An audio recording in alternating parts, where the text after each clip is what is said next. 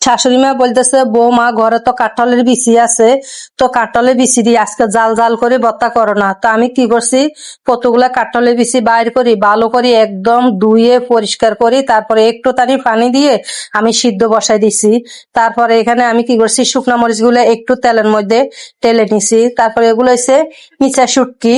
মিচা শুটকি গুলা একদম গরম পানি দিয়ে ভালো করে 3-4 বারি করে আমি ধুয়ে পরিষ্কার করে নিছি, কারণ ইসা শুটকির ভিতরে বালু থাকে সবসময়।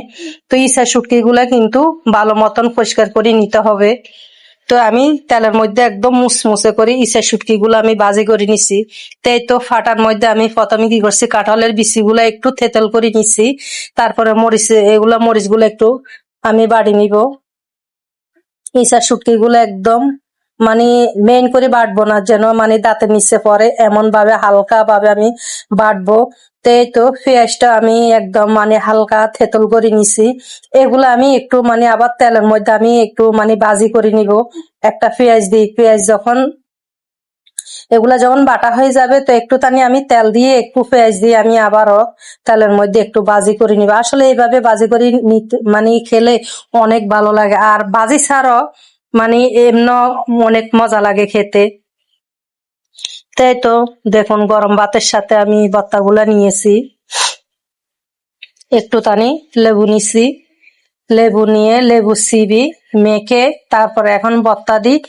খেয়ে আপনাদেরকে দেখাবো গাইস, এত মজা হয়েছে গরম ভাত, তারপরে একদম লেবুর ঘেরান, এত সুন্দর মানে ভর্তা কি বলবো, সেই মজা হয়েছে। তো এখন কিন্তু এখনো সবার ঘরে ঘরে এরকম কাঁঠালের বিচি আছে।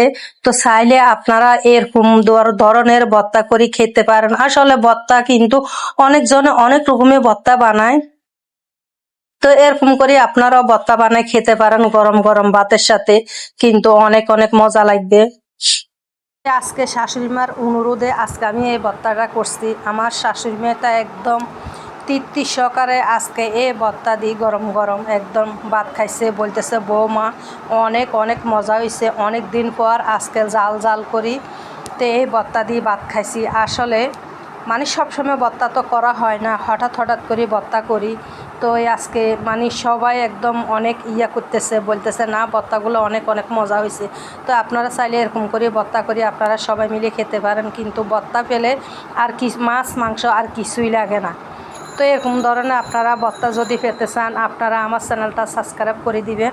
তো ভিডিও যদি ভালো লাগে প্লিজ আপনারা ভিডিওটা শেয়ার করে দিয়ে আমার পাশে থাকবেন।